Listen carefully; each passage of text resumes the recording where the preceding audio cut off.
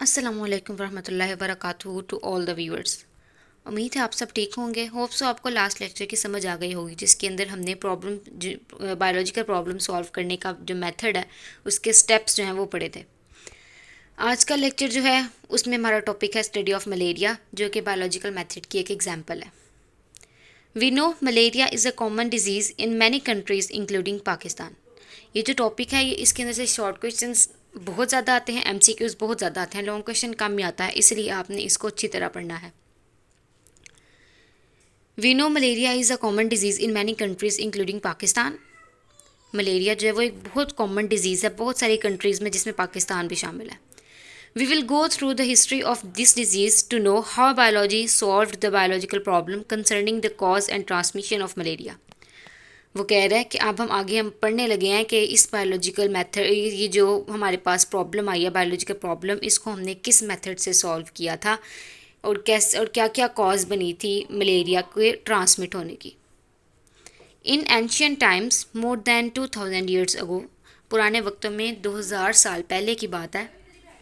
Physicians were familiar with malaria. Physicians जो हैं वो तब डॉक्टर्स नहीं, तब फिजिशियंस होते थे, तो फिजिशियंस जो हैं उनको मलेरिया का थोड़ा बहुत पता था।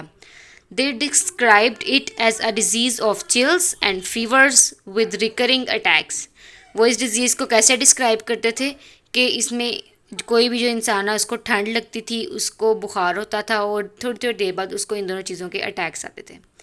They also observed that the disease was more common among people living in low marshy areas.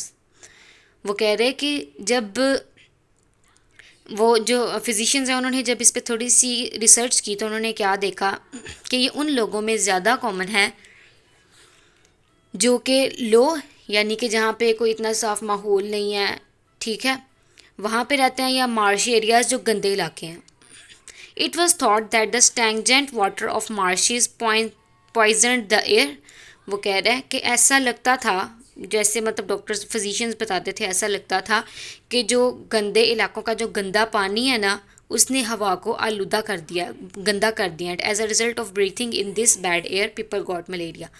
ये पहले पहले जो लोग थे उनका ये ख्याल था कि जो गंदे इलाकों में जो गंदा पानी है उसकी वजह से हवा जो है वो गंदी हो गई है और उसको बैड एयर कह रहे हैं, और जब लोग उस बैड एयर में ब्रीथ करते थे तो उनको मलेरिया हो जाता था।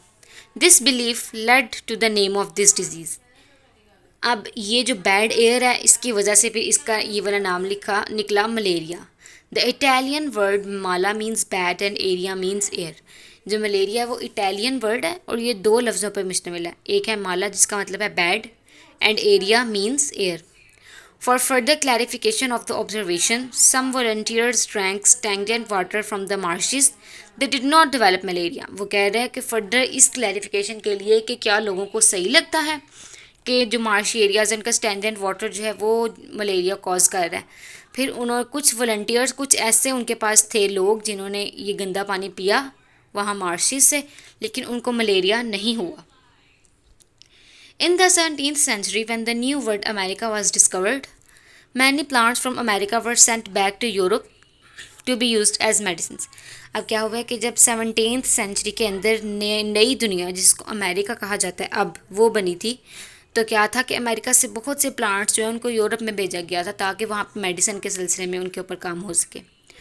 The bark of a tree known as quina quina was very suitable for curing fevers. उन्हीं प्लांट्स में से एक बार्क थी एक ट्री की जिसका नाम था क्वीना क्वीना, और ये बहुत सूटेबल थी किसके लिए कि फीवर्स का ट्रीटमेंट उससे हो जाता था। It was so beneficial that soon it was impossible to carry enough bark to Europe.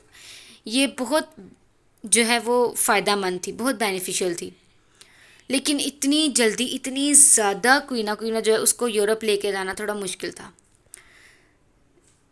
Some dishonest merchants began to substitute the bark of another tree, Cinchona, which closely resembled quina quina. Okay?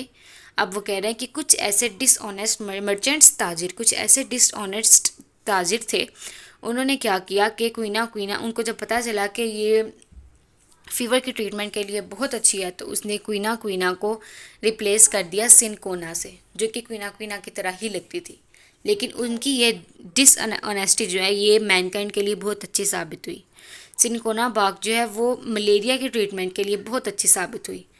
Okay, for the welfare of mankind ये use हुई। फिर we now know the reason, फिर हमें पता चला कि cinchona bark contains quinine that is effective in treating the disease. अभी हमने पढ़ा है कि सिनकोना जो है वो क्वीना से रिजेंबल कर रही थी, इसीलिए उन्होंने वो भेज दी इसकी जगह।